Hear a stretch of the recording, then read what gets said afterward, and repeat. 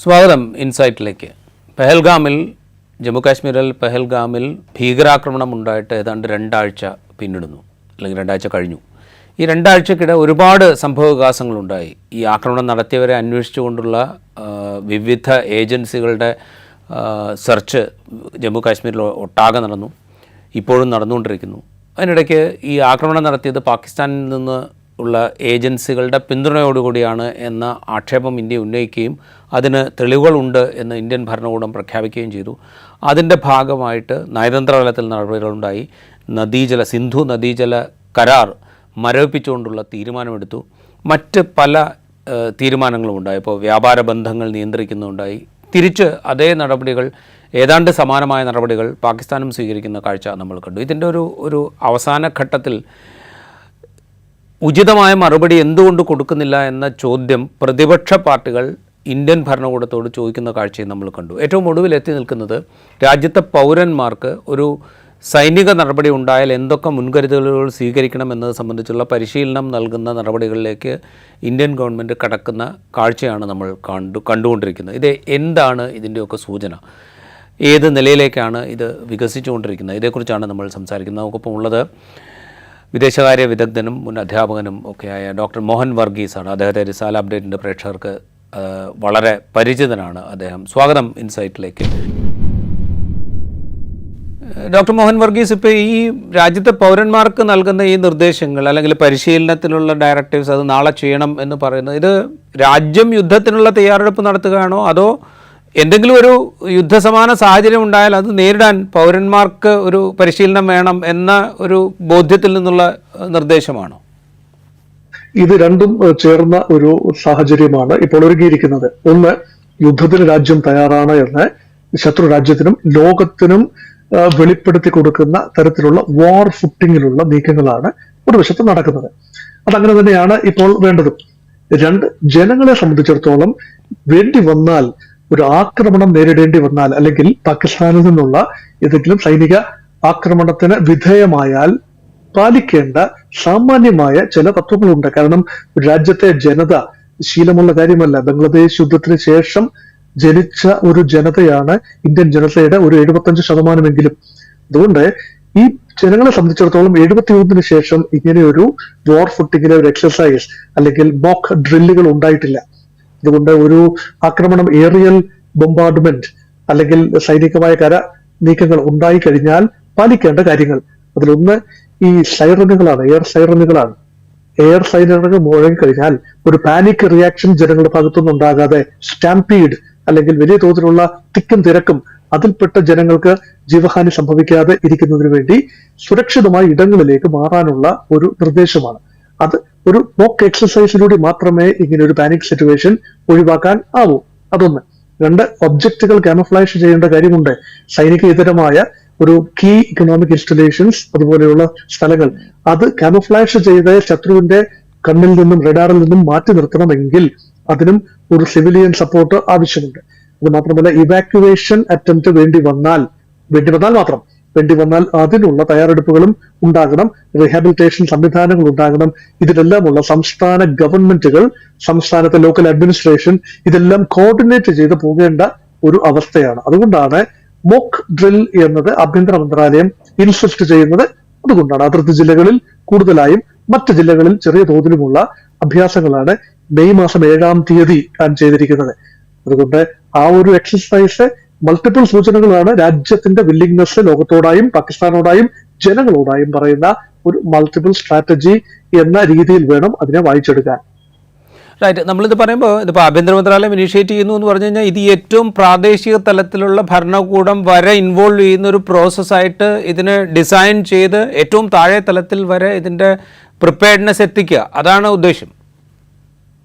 തീർച്ചയായിട്ടും ഒരു പ്രിപ്പയർഡ്നെസ് എന്നുള്ള രാജ്യത്തിന്റെ പ്രിപ്പയർഡ്നെസ് വളരെ പ്രധാനപ്പെട്ട ഒരു കാര്യമാണ്. അതിന് കേന്ദ്ര സർക്കാർ ഉത്തരവിട്ട് കഴിഞ്ഞാൽ, ഈ ഇന്ത്യ ഒരു മഹാരാജ്യമാണ്, 142 കോടി ജനങ്ങളുള്ള ഒരു രാജ്യം. അവിടെ താഴെ തട്ടിലേക്ക് എവിടെയാണ് ആക്രമണം എന്ന് മുൻകൂട്ടി അറിയാനാവില്ല. പ്രധാനപ്പെട്ട നഗരങ്ങളിലായിരിക്കാം, ഗ്രാമപ്രദേശങ്ങളെ പരമാവധി ഒഴിവാക്കിക്കൊണ്ട് നഗര കേന്ദ്രീകൃതമായ എക്സസൈസുകളായിരിക്കാം. ഒരു പരിധിവരെ കേരളത്തിലെ ചില പ്രദേശങ്ങൾ തന്ത്രപ്രധാനമായ തുമ്പ റോക്കറ്റ് സ്റ്റേഷൻ ഉൾപ്പെടെയുള്ള പ്രദേശങ്ങൾക്ക് ഭീഷണി ഉണ്ടാകാം. കാരണം സാറ്റലൈറ്റ് ലോഞ്ചിങ് സൈറ്റ്സ് ആണ്, അല്ലെങ്കിൽ ISROയുടെ ആസ്ഥാനമാണ്. അങ്ങനെയൊക്കെയുള്ള ഇടങ്ങൾ തിരഞ്ഞുപിടിച്ച് ഒരു ആക്രമണം, ഒരു വ്യാപകമായ യുദ്ധത്തിലേക്ക് നീങ്ങുകയാണെങ്കിൽ ആക്രമണ വിധേയമാകാൻ സാധ്യതയുള്ള ഇടങ്ങൾ, നമ്മുടെ ജീവനാഡിയായ പോർട്ടുകൾ, റെയിൽവേ സ്റ്റേഷനുകൾ, അതുപോലെയുള്ള ഹബ്ബുകൾ, കൊമേഴ്ഷ്യൽ ഹബ്ബുകൾ, ഇങ്ങനെയുള്ള സ്ഥലങ്ങൾ ഒരു പക്ഷേ ശത്രു സൈന്യം ടാർഗറ്റ് ചെയ്തേക്കാം. കാരണം കടൽ തീരം, ഇന്ത്യക്ക് വലിയ കടൽ തീരമുള്ള ഒരു സ്ഥലം കൂടിയാണെന്ന് ഓർക്കണം. തീർച്ചയായിട്ടും ദക്ഷിണ നാവിക കമാൻഡ് ഉണ്ട്. അത് മാത്രമല്ല അറേബ്യൻ സീയിലെ നാവിക ഒരുക്കങ്ങൾ വളരെ വലിയ രീതിയിലാണ്. കാരണം നേവൽ പാരിറ്റി അല്ല ഉള്ളത്, നേവൽ ഡോമിനൻസ് ആണ് ഇന്ത്യക്കുള്ളത്. 2 വിമാനവാഹിനി കപ്പലുകൾ, INS വിക്രാന്തും INS വിക്രമാദിത്യയും, അതുപോലെ ആണവ സബ്മറീനുകൾ, നമുക്ക് 18 സബ്മറീനുകൾ, അതിൽ ഏതാനും എണ്ണം ആണവ സബ്മറീനുകളാണ്. ഇതൊന്നും പിന്നെ പാകിസ്ഥാൻ ഇല്ല എന്ന് ഓർക്കണം. പാകിസ്ഥാന് 8 സബ്മറീനുകൾ മാത്രം. എയർക്രാഫ്റ്റ് കാരിയേഴ്സ് എന്നത് ഇല്ല. അതുപോലെ പ്രഹരശേഷിയുള്ള കപ്പലുകളുടെ കാര്യവും ബാറ്റിൽ പൂർത്തിയായ കപ്പലുകളുടെ എണ്ണവും കുറവാണ്. അതുതന്നെയാണ് നാവിക സേനാ മേധാവി കഴിഞ്ഞ ദിവസം പ്രധാനമന്ത്രിയെ കണ്ടപ്പോൾ ബാറ്റിൽ റെഡിനെസ് പറയുകയാണ്. അതുകൊണ്ട് നാവികസേന ഒരു കീ റോൾ ഇപ്രാവശ്യം വഹിക്കും എന്ന ഒരു ചിന്ത പൊതുവെ അന്തരീക്ഷത്തിൽ പ്രബലമാണ്. വ്യോമസേനയുടെ തയ്യാറെടുപ്പുകളെ കുറിച്ച് പിന്നെ air chief marshal AP Singh കഴിഞ്ഞ ദിവസം പ്രധാനമന്ത്രിയുമായി സംസാരത്തിൽ പറഞ്ഞു. അതുകൊണ്ട് നാവികസേന, വ്യോമസേന, കരസേന മേധാവികളുമായി വിവിധ റൗണ്ട് ചർച്ചകളാണ് നടത്തിയത്. ഒറ്റയ്ക്കായിട്ടും കൂട്ടായും ദേശീയ സുരക്ഷാ ഉപദേഷ്ടാവും വിദേശകാര്യമന്ത്രിയും ഡിഫൻസ് മിനിസ്റ്ററും പ്രധാനമന്ത്രി നേരിട്ടും എല്ലാം നടത്തിയ വ്യാപകമായ കൂടിക്കാഴ്ചകൾ ഒരു സിവിലിയൻ നേതൃത്വവും സൈനിക നേതൃത്വവും തമ്മിൽ ഇത്രയധികം പരസ്പരം ഇന്ററാക്ഷൻ ഉള്ള ഒരു ചരിത്രം എന്റെ ഓർമ്മയിൽ കാണുന്നില്ല. അതുകൊണ്ട് തന്നെ ഒരു വാർ ഫുട്ടിങ്ങിലേക്ക് സൈന്യത്തിന്റെയും സിവിലിയൻസിന്റെയും പൊളിറ്റിക്കൽ ലീഡർഷിപ്പിന്റെയും എല്ലാം മനസ്സുകളെ കൺവേർട്ട് ചെയ്യുന്ന ഒരു പോയിന്റിൽ നിന്നുകൊണ്ടാണ് നമ്മളിപ്പോൾ സംസാരിക്കുന്നത്. റൈറ്റ്. ഞാൻ അവിടെ ഒരു കാര്യം ചോദിച്ചോട്ടെ. ഇപ്പോൾ ഈ പറഞ്ഞല്ലോ, അതായത് ഈ സിവിലിയൻ ലീഡർഷിപ്പും മിലിറ്ററി ലീഡർഷിപ്പും തമ്മിലുള്ള വളരെ ക്ലോസ് ആയിട്ടുള്ള ഇൻട്രാക്ഷൻസ്, അത് ആവർത്തിച്ചുള്ള ഇൻട്രാക്ഷൻസ്, ദേശീയ സുരക്ഷാ ഉപദേഷ്ടാവുമായിട്ടുള്ള ആവർത്തിച്ചുള്ള ഇൻട്രാക്ഷൻസ്, പ്രതിരോധ മന്ത്രിയും പ്രധാനമന്ത്രിയും തമ്മിലുള്ള ഇൻട്രാക്ഷൻസ്, ഇത്തരം ഇൻട്രാക്ഷൻസ് ഇങ്ങനെ കണ്ടിന്യൂസ് ആയിട്ട് നടക്കുക കഴിഞ്ഞ 2 ആഴ്ചക്കിടെ എന്ന് പറയുമ്പോൾ ഒരുപക്ഷെ ഈ നമ്മളിപ്പോൾ നേരത്തെ സൂചിപ്പിച്ച ഉറി ആക്രമണത്തിന് ശേഷമുള്ള സർജിക്കൽ സ്ട്രൈക്ക് ആണെങ്കിലും ബാലക്കോട്ട് ആക്രമണമാണെങ്കിലും ഈ സമയത്തൊന്നും ഇത്തരം ഇൻട്രാക്ഷൻസിനെ കുറിച്ചൊന്നും അത്ര ഡീറ്റെയിൽ ആയിട്ടുള്ള വിവരങ്ങൾ ആ സമയത്ത് പുറത്തേക്ക് വന്നിരുന്നില്ല. പിന്നീടാണ് അതിനെക്കുറിച്ചുള്ള വിവരങ്ങളൊക്കെ പുറത്തേക്ക് വരുന്നത്. ഇപ്പോൾ പക്ഷേ അത്തരം വിവരങ്ങളൊക്കെ പുറത്തേക്ക് വരുന്നു. അതിൻ്റെ തുടർച്ചയിലാണ് ഈ മോക്ക് ഡ്രില്ലിനെ കുറിച്ച് ഗവൺമെൻറ് സംസാരിക്കുന്നത്. ദാറ്റ് മീൻസ് ഗവൺമെൻറ് ചില കാര്യങ്ങൾ ജനങ്ങളോട് ഡയറക്റ്റ് അല്ലാതെ കമ്മ്യൂണിക്കേറ്റ് ചെയ്യാൻ ഉദ്ദേശിക്കുന്നു. ഒരു ഘട്ടത്തിൽ ചിലപ്പോൾ ഒരു യുദ്ധത്തിലേക്ക് നീങ്ങിയേക്കാം എന്നൊരു മെസ്സേജ് കൊടുക്കാൻ ആഗ്രഹിക്കുന്നു എന്ന് നമ്മൾ അതിനെ ട്രാൻസ്ലേറ്റ് ചെയ്യണോ? അങ്ങനെ തന്നെയാണ് അതിനെ ട്രാൻസ്ലേറ്റ് ചെയ്യേണ്ടത് എന്നാണ് ഈ ഘട്ടത്തിൽ പുറത്തു വരുന്ന സൂചനകൾ വെച്ച് അവലോകനം ചെയ്യാവുന്നത്.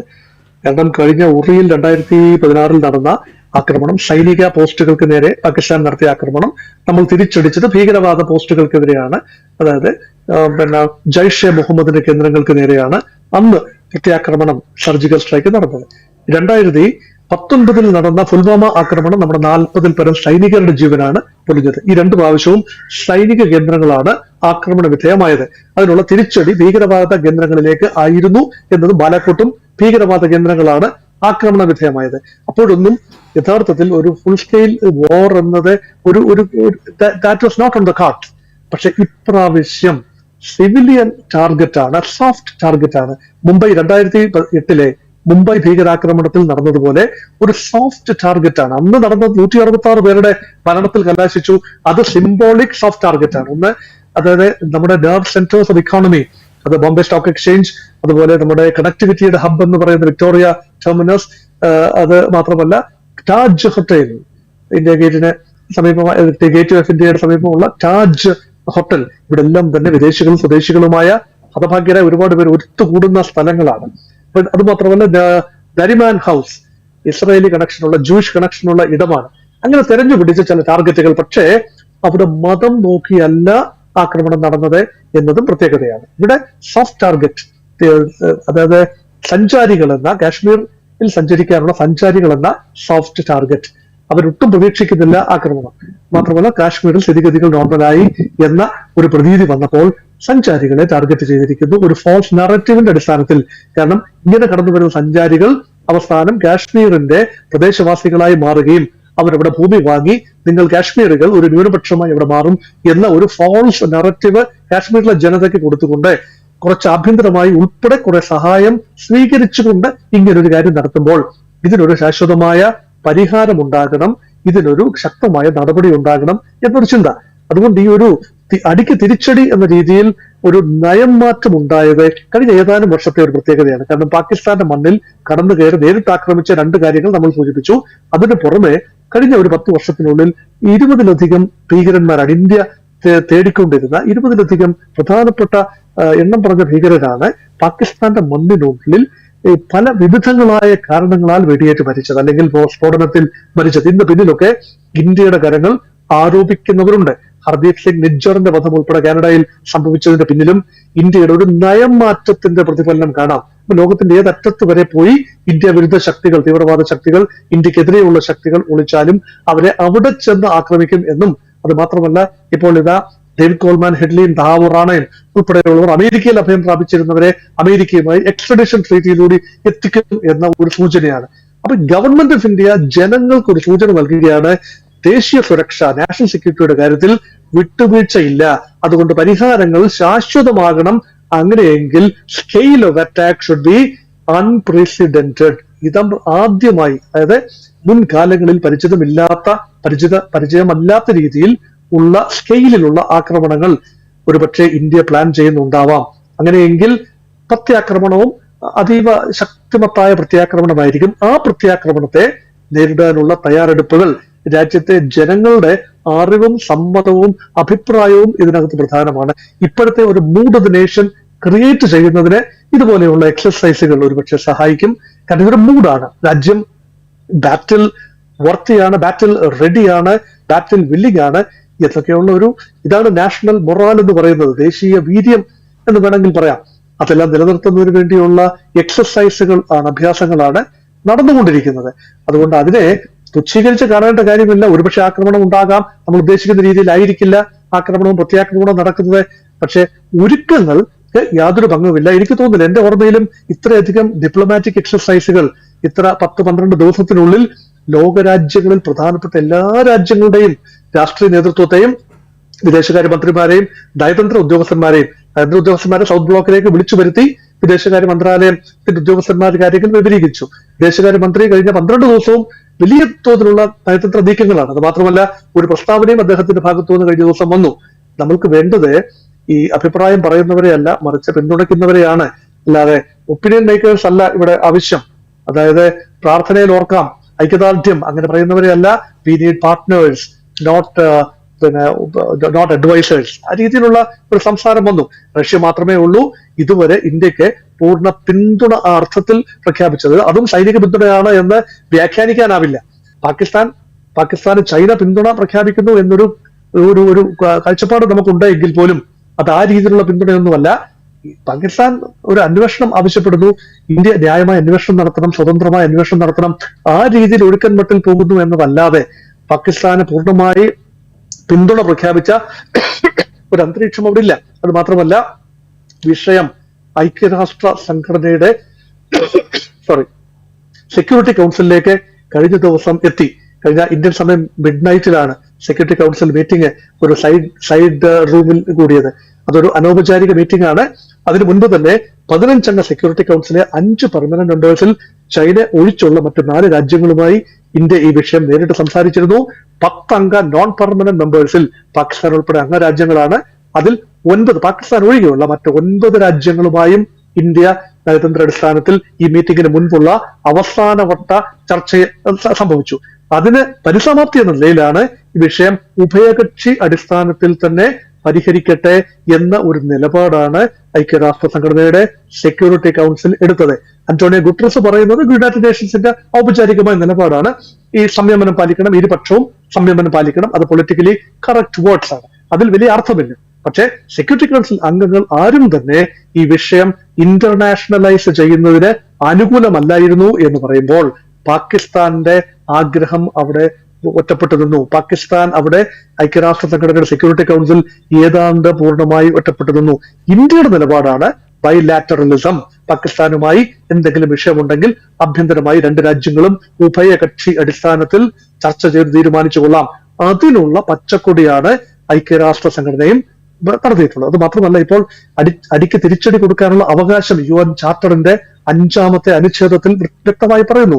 ഒരു രാജ്യം ആക്രമണ വിധേയമാവുകയാണെങ്കിൽ ന്യായമായ രീതിയിലുള്ള ഒരു റെസ്പോൺസ് അല്ലടി അതിനുള്ള അവകാശം രാജ്യത്തിനുണ്ട്. അങ്ങനെയെങ്കിൽ അഗ്രീവ്ഡ് രാജ്യം ഇന്ത്യയാണ്, അഗ്രസർ പാകിസ്ഥാനാണ് എന്ന് തെളിയിക്കാനായി കഴിഞ്ഞാൽ അഗ്രീവ്ഡ് രാജ്യത്തിന് പാകിസ്ഥാനെ ആക്രമിക്കാനുള്ള മോറലി റൈറ്റ് ഉണ്ട്. അത് യുണൈറ്റഡ് നേഷൻസിന് വേണ്ട എന്ന് പറയാനാവില്ല. അത് എസ്കലേറ്റ് ചെയ്തുകൊണ്ട് ഒരു പ്രോളിഫറേഷനിലേക്ക്, എസ്കലേഷൻ ആൻഡ് പ്രോളിഫറേഷൻ, എസ്കലേഷൻ എന്ന് പറഞ്ഞാൽ വെർട്ടിക്കൽ എസ്കലേഷൻ ഇപ്പോൾ സംഭവിച്ചുകൊണ്ടിരിക്കുന്നു. അതാണ് യുദ്ധമൊരുക്കങ്ങൾ. കൂടുതൽ കൂടുതൽ ആയുധങ്ങൾ സംഭരിക്കുന്നു, അതിർത്തി സജ്ജമാക്കുന്നു, നാവിക വ്യോമ കര സേനകളെ വിന്യസിക്കുന്നു. ഇതെല്ലാം തന്നെ വെർട്ടിക്കൽ എസ്കലേഷൻ ആണ് ഒരു രണ്ട് രാജ്യങ്ങളുടെയും. അതേസമയം ഹൊറിസോണ്ടൽ എസ്കലേഷൻ സാധിക്കുന്നില്ല, നടക്കരുത്. അതാണ് യുണൈറ്റഡ് നേഷൻസിന്റെ ഉദ്ദേശം. കൂടുതൽ രണ്ട് ഭാഗത്തും ഈ രാജ്യങ്ങളുടെ ഒരു ചിതറി അല്ലെങ്കിൽ ഒരു കോൾഡ് വാർ സമാനമായ ഒരു സാഹചര്യം ഉരുത്തിരിയുന്നില്ല എന്ന് ഉറപ്പുവരുത്തേണ്ട ചുമതല ഐക്യരാഷ്ട്ര സംഘടനയ്ക്കുണ്ട്. അതുകൊണ്ട് വെർട്ടിക്കൽ പ്രോളിഫറേഷൻ തടയാൻ ഐക്യരാഷ്ട്ര സംഘടനയ്ക്കാവില്ല. പക്ഷെ ഹൊറിസോണ്ടൽ ഒരു എസ്കലേഷൻ, അതായത് കൂടുതൽ രാജ്യങ്ങൾ ഇന്ത്യക്ക് അനുകൂലമായും പാകിസ്ഥാൻ അനുകൂലമായും തിരിഞ്ഞു നിൽക്കുന്ന ഒരു അന്തരീക്ഷം ഒഴിവാക്കാൻ ശ്രദ്ധ ചെലുത്തേണ്ട സമയത്ത് ഐക്യരാഷ്ട്ര സംഘടന അത് ചെയ്യും എന്നാണ് പ്രതീക്ഷിക്കപ്പെടുന്നത്. അത് സംഘടനയ്ക്ക് ഒരു ഫോർമൽ മീറ്റിംഗ് ഒരുപക്ഷെ ഉണ്ടാകും, സെക്യൂരിറ്റി കൗൺസിലിന്റെ ഉണ്ടാകും. അതിനു മുൻപ് തന്നെ ജനറൽ അസംബ്ലി ഒരുപക്ഷെ മീറ്റ് ചെയ്തേക്കാം. യുദ്ധം പൊട്ടിപ്പുറപ്പെട്ടാൽ തീർച്ചയായും ജനറൽ അസംബ്ലി തീർച്ചയായും മീറ്റിംഗ് കൂടും. അത് പാകിസ്ഥാനോ ഏതെങ്കിലും രാജ്യം ആവശ്യപ്പെടും. പൊതുജന അഭിപ്രായം, ലോക രാജ്യങ്ങളുടെ അഭിപ്രായം ഇന്ത്യക്കെതിരെ തിരിയുന്നില്ല എന്ന് ഉറപ്പുവരുത്തേണ്ടത് ഇന്ത്യയുടെ ആവശ്യമാണ്. അതുകൊണ്ടാണ് നയതന്ത്രപരമായി വലിയ ശ്രദ്ധ ചെലുത്തുന്നത്. അതുകൊണ്ടാണ്. റൈറ്റ്. ഞാനൊരു കാര്യം ചോദിച്ചു. ഇപ്പോൾ പറഞ്ഞല്ലോ, ഈ ആക്രമണത്തിൻ്റെ ഉത്തരവാദി, അതായത് പഹൽഗാം ആക്രമണത്തിൻ്റെ ഉത്തരവാദി, ഈ സോഫ്റ്റ് ടാർഗറ്റുകളെ ലക്ഷ്യമിട്ട് നടത്തിയ ആക്രമണത്തിൻ്റെ ഉത്തരവാദികൾ പാകിസ്ഥാൻ ആ ആക്രമണത്തിൽ പാകിസ്ഥാൻ പൗരന്മാർ നേരിട്ട് പങ്കെടുത്തിട്ടുണ്ട് എന്ന് ഇന്ത്യക്ക് തെളിയിക്കേണ്ടതുണ്ട്.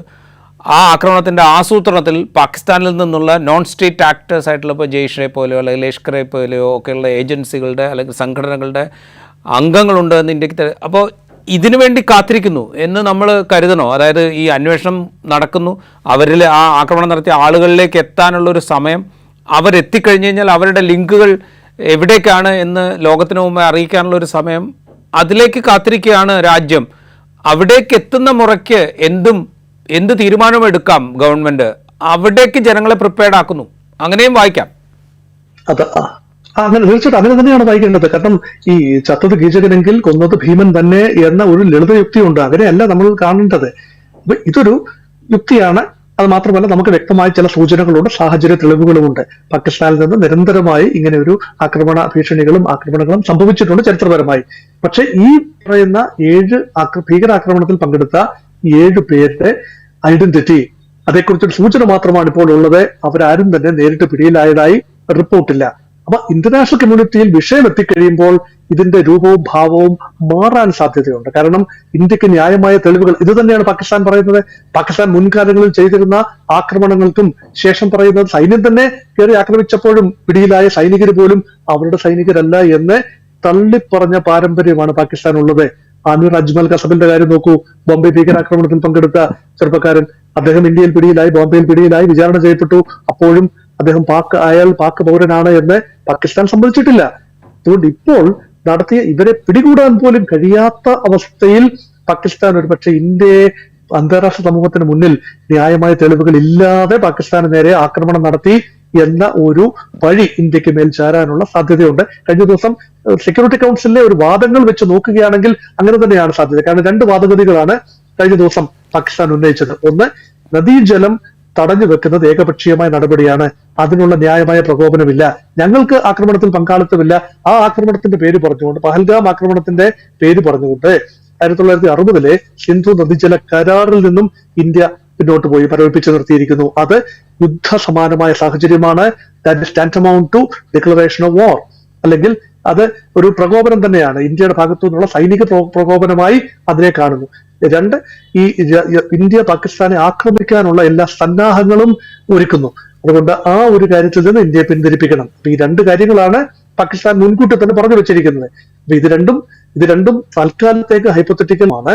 അതുകൊണ്ട് നാളുകളിൽ അതിന് സ്ഥിരീകരണം ഉണ്ടാക്കേണ്ട ആവശ്യം വരുമ്പോൾ ഇന്ത്യക്ക് കുറച്ചുകൂടി ആഴത്തിലുള്ള തെളിവുകൾ ഇന്റർനാഷണൽ കമ്മ്യൂണിറ്റിയെ ബോധ്യപ്പെടുത്തേണ്ടതുണ്ട്. അത് നിയമപരമായ ഒബ്ലിഗേഷൻ അല്ല, അതൊരു ധാർമ്മികമായ കാര്യമാണ്. കാരണം ഇന്ത്യ ഒറ്റപ്പെടുന്നില്ല എന്നും നയതന്ത്ര രംഗത്ത് ഇപ്പോൾ നേടിയ മേൽക്കൈ നിലനിർത്താനാവണമെങ്കിൽ വ്യക്തമായ തെളിവുകളുടെ സഹായത്തോടുകൂടി മുന്നോട്ട് പോകണം. ആ തെളിവുകൾ ഓരോ നിമിഷവും ഓരോ ദിവസവും എത്തിക്കൊണ്ടിരിക്കുന്ന തെളിവുകൾ സ്റ്റിച്ച് ചെയ്ത് ഉണ്ടാക്കേണ്ട ഒരു ലാർജർ പിക്ചർ, ലാർജർ സ്റ്റോറി, അത് ലോകത്തിന് കൺവിൻസിംഗ് ആകണം. അതിനുശേഷം ആക്രമണം നടത്തിയാൽ ഇന്ത്യയെ ആരും പഠിക്കാനുണ്ടാവില്ല എന്ന ഒരു യുക്തി ഇതിന്റെ പിന്നിൽ, ഒരു ഗാഠയുക്തി, ഒരു ഡീപ്പർ തോട്ട് ഇന്ത്യയുടെ പിന്നിൽ ഉണ്ടാകാം. അതുകൊണ്ടായിരിക്കണം ഈ ഒരു വിവേകപൂർവമായ ആ ഒരു ഡിലേ എന്ന് പറയുന്നത് അതുകൊണ്ടായിരിക്കാം. ഒരു ജനങ്ങൾ കുറെയൊക്കെ അക്ഷമരാകുന്നുണ്ട്. വാർ മോങ്കറിങ് അന്തരീക്ഷത്തിലുണ്ട്. യുദ്ധം എന്ന് പറഞ്ഞുകൊണ്ട് ചാടി പുറപ്പെടുന്ന ഒരുപാട് ആളുകളുണ്ട്. അത് ഒരു വികാരമാണ്, ജനകീയ വികാരമാണ്. ആ വികാരത്തെ ആളിക്കെത്തിച്ച് നേട്ടമുണ്ടാക്കുന്ന രാഷ്ട്രീയ കക്ഷികളുമുണ്ട്.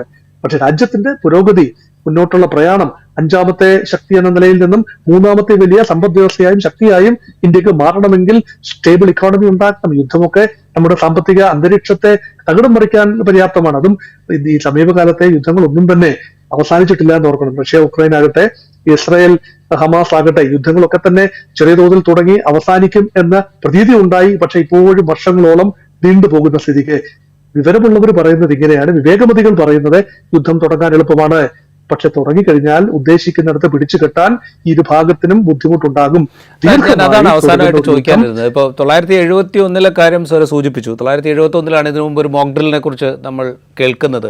അതിന് ശേഷം നമ്മൾ അങ്ങനെ ഒരു പ്രിപ്പയർഡ്നെസ്സിനെ കുറിച്ച് ചിന്തിച്ചിട്ടേ ഇല്ല.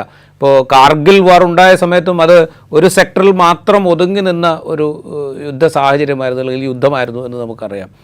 അതിനുശേഷം നമ്മുടെ ഓർമ്മയിൽ നമ്മൾ കേട്ടിരിക്കുന്ന യുദ്ധങ്ങളൊക്കെ ഏതാണ്ട് ഏകപക്ഷീയമായ യുദ്ധങ്ങളാണ്. ഇപ്പോൾ അമേരിക്കയും സഖ്യശക്തികളും ചേർന്ന് ഇറാഖിൽ നടത്തിയ ആക്രമണമാണെങ്കിലും അതിനുശേഷം അഫ്ഗാനിസ്ഥാനിൽ നടത്തിയ ആക്രമണമാണെങ്കിലും ചെറിയ പ്രതിരോധമൊക്കെ ഉണ്ടായിരുന്നെങ്കിൽ പോലും ഏതാണ്ട് ഏകപക്ഷീയമായ ആക്രമണമാണ്. ഇപ്പോൾ നമ്മൾ കണ്ടുകൊണ്ടിരിക്കുന്ന ഇപ്പോൾ സാറ് സൂചിപ്പിച്ച രണ്ട് സംഗതികളും, ഇസ്രായേൽ ഹമാസിൻ്റെ പേരിൽ ഗസയ്ക്ക് മേൽ നടത്തിക്കൊണ്ടിരിക്കുന്ന ആക്രമണം, റഷ്യ ഉക്രൈനിൽ നടത്തിക്കൊണ്ടിരിക്കുന്നത്, രണ്ടും ഏതാണ്ട് ഏകപക്ഷീയമായ ആക്രമണങ്ങൾ തന്നെയാണ്. പക്ഷേ ഇവിടെ അങ്ങനെ ആയിക്കൊള്ളണം എന്ന് നിർബന്ധമില്ല. കാരണം പാകിസ്ഥാൻ എന്തായാലും ഒരു ആണവ ശക്തിയാണ് എന്ന് നമുക്കറിയാം.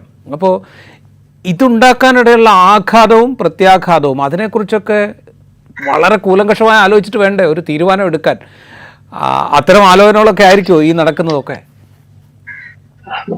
വ്യക്തമായ ധാരണ ഇന്ത്യക്ക്, വ്യക്തമായ പാകിസ്ഥാന്റെ കേപ്പബിലിറ്റിയെ കുറിച്ചും വില്ലിംഗ്നെസിനെ കുറിച്ചും പ്രഹരശേഷിയെ കുറിച്ചും ഒക്കെയുള്ള വ്യക്തമായ ധാരണ ഇന്ത്യയുടെ സൈനിക എസ്റ്റാബ്ലിഷ്മെന്റിനും രാഷ്ട്രീയ നേതൃത്വത്തിനും ഉണ്ട്. അതുകൊണ്ട് തന്നെയാണ്, കാരണം പാകിസ്ഥാൻ ഷോവർ സ്റ്റേറ്റ് അല്ല, ഇന്ത്യയെക്കാൾ തട്ടിച്ചു നോക്കുമ്പോൾ തുലനം ചെയ്യുമ്പോൾ പരിമിതമായ സൈനിക ശേഷിയാണെന്ന് തോന്നാമെങ്കിലും അത്യന്തം പ്രഹരശേഷിയുള്ള എയർക്രാഫ്റ്റുകളും ആയുധങ്ങളും പാകിസ്ഥാൻ ഉണ്ട് എന്ന് ഓർക്കണം. ഇപ്പൊ ഇന്ത്യക്ക് ഒരു എയർഫോഴ്സിന്റെ ഒരു ഡോമിനൻസ് ഉണ്ടോ? നമുക്ക് മിറാഷ് വിമാനങ്ങൾ, ബിഗ് 29 വിമാനങ്ങൾ, സുഖോയ് MKI-30 വിമാനം, അതുപോലെ തന്നെ ഇന്ത്യ തദ്ദേശീയമായി ഡെവലപ്പ് ചെയ്തെടുത്ത തേജസ് വിമാനം, ജാഗ്വാർ വിമാനങ്ങൾ, അതോടൊപ്പം തന്നെ ഇപ്പൊ റഫാൽ, ഫ്രാൻസിൽ നിന്ന് വാങ്ങിയ വിവാദ വിഷയമായിരുന്നല്ലോ റഫാൽ. ഇപ്പൊ റഫാലിന്റെ വിന്യാസമാണ് വലിയ തോതിൽ അതിർത്തിയിൽ നടക്കുന്നത് എന്ന റിപ്പോർട്ടുകളാണ് വരുന്നത്. വ്യോമസേനയിൽ വലിയ ഒരു മേധാവിത്വമുണ്ട്, പക്ഷെ പാകിസ്ഥാനും തീർച്ചയായും ഏറിയൽ ഷോർട്ടേജ് നടത്താനുള്ള കഴിവുണ്ട്. അത് നമസ്കരിച്ച് കാണാനാവില്ല. നാവികസേനയുടെ കാര്യത്തിൽ ഇന്ത്യ കുറച്ചുകൂടെ സുരക്ഷിതമാണ് എന്ന് വേണമെങ്കിൽ പറയാം. കരസേനകൾ തീർച്ചയായും പാകിസ്ഥാന്റെ ഭാഗത്തു നിന്ന് പഞ്ചാബ് അതിർത്തി, അതുപോലെ ഗുജറാത്ത്, പഞ്ചാബ്, രാജസ്ഥാൻ, കാശ്മീർ അതിർത്തികളിലൊക്കെ തന്നെ പാകിസ്ഥാന്റെ മാത്രമല്ല കിഴക്ക് നിന്നും വരാൻ സാധ്യതയുള്ള ആക്രമണം, കിഴക്ക് നിന്നും വരാൻ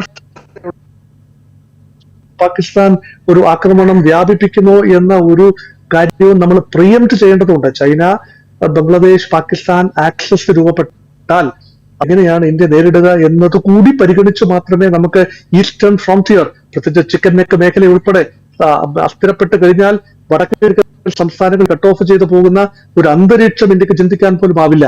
അതുകൊണ്ട് ഒരു പടിഞ്ഞാറൻ ഫ്രണ്ടിൽ യുദ്ധം കേന്ദ്രീകരിക്കുമ്പോൾ കിഴക്കൻ ഫ്രണ്ടിനെ പൂർണ്ണമായും മറന്നുകൊണ്ട് നമുക്ക് മുന്നോട്ട് പോകാനും ആവില്ല. അതുകൊണ്ടാണ് മുൻ യുദ്ധങ്ങളിൽ നിന്നും കുറച്ചുകൂടെ വിഭിന്നമായ രീതിയിലുള്ള തയ്യാറെടുപ്പുകളാണ് ഇന്ത്യ. 71 യുദ്ധം പൂർണ്ണ യുദ്ധമായിരുന്നു. കിഴക്കും പടിഞ്ഞാറും ഫ്രോണ്ടിയർ നമ്മൾ യുദ്ധം ചെയ്തു. അതിനുശേഷം ഒക്കെ ഉള്ളത് കാർഗിൽ യുദ്ധമൊക്കെ ഒരു പ്രത്യേക ലോക്കൽ പ്രദേശത്ത് മാത്രം ഒതുങ്ങി നിന്ന യുദ്ധമാണ്. ഈ സർജിക്കൽ സ്ട്രൈക്കുകളും ഒരു ദിവസത്തെ സംഭവം മാത്രമാണ് സർജിക്കൽ സ്ട്രൈക്കുകൾ. പക്ഷെ ഇതങ്ങനെയുള്ള ഒരു കാര്യമല്ല. ദീർഘകാലത്തേക്കുള്ള സൈനിക തയ്യാറെടുപ്പ്, യുദ്ധ തയ്യാറെടുപ്പിലേക്ക് തന്നെ രാജ്യം നീങ്ങുന്നത് കൊണ്ട് ഇത്രയും നമ്മളിപ്പോൾ പറഞ്ഞ എല്ലാ പ്രിക്കോഷൻസും ആവശ്യമായി വരുന്നു. ഇന്റർനാഷണൽ കമ്മ്യൂണിറ്റി ഒരു ചിന്ത നമുക്ക് അനുകൂലമായി ഉണ്ടാകണം. ആഭ്യന്തരമായ രാജ്യത്തിന്റെ ജനങ്ങളുടെ സപ്പോർട്ട് ഉണ്ടാകണം. പ്രതിപക്ഷങ്ങളുടെ ഒരു ഭരണകക്ഷിയുമായി അല്ലെങ്കിൽ ഗവൺമെന്റുമായി ഏകോപിച്ചു പോകേണ്ട ആവശ്യകതയുണ്ട്. എല്ലാം ചേർത്ത് വായിക്കുമ്പോൾ ഒരുപക്ഷെ ഇപ്പോഴത്തെ തയ്യാറെടുപ്പുകൾ വരാനിരിക്കുന്ന കൊടുങ്കാറ്റിന് മുൻപുള്ള ശാന്തതയായി കാണാവുന്നതാണ്. റൈറ്റ്, വളരെ നന്ദി ഡോക്ടർ മോഹൻ വർഗീസ് ഞങ്ങളോട് സംസാരിച്ചതിന്. രാജ്യം ഭരിക്കുന്ന ഭരണകൂടം ജനങ്ങളോട് ചില കാര്യങ്ങൾ സംസാരിക്കാൻ ശ്രമിക്കുന്നുണ്ട്. ഈ മോക്ക് ഡ്രിൽ പ്രഖ്യാപനത്തിലൂടെയൊക്കെ ജനം അല്ലെങ്കിൽ പൗരന്മാർ ചില അടിയന്തര സാഹചര്യം ഉണ്ടായാൽ ഏത് വിധത്തിലൊക്കെ തയ്യാറെടുത്തിരിക്കണം എന്ന് പറയാൻ ശ്രമിക്കുകയാണ് ഭരണകൂടം. ആ സാഹചര്യം എന്താണ്, എന്തൊക്കെ സാഹചര്യങ്ങൾ ഇത്തരം പ്രിപ്പറേഷൻസിനെ കുറിച്ച് ഭരണകൂടം പൗരന്മാരെ ഓർമ്മിപ്പിക്കുന്നതിന് കാരണമായിട്ടുണ്ടാകാം, അതുണ്ടാക്കാനിടയുള്ള ആഘാതങ്ങൾ എന്തൊക്കെയാണ്, അതേക്കുറിച്ചൊക്കെ സംസാരിക്കുകയായിരുന്നു ഡോക്ടർ മോഹൻ വർഗീസ്. വളരെ നന്ദി. ഒരിക്കൽ കൂടി ഇൻസൈറ്റിൻ്റെ എപ്പിസോഡ് ഇവിടെ പൂർത്തിയാവുകയാണ്. മറ്റു എപ്പിസോഡുമായി വീണ്ടും കാണാം.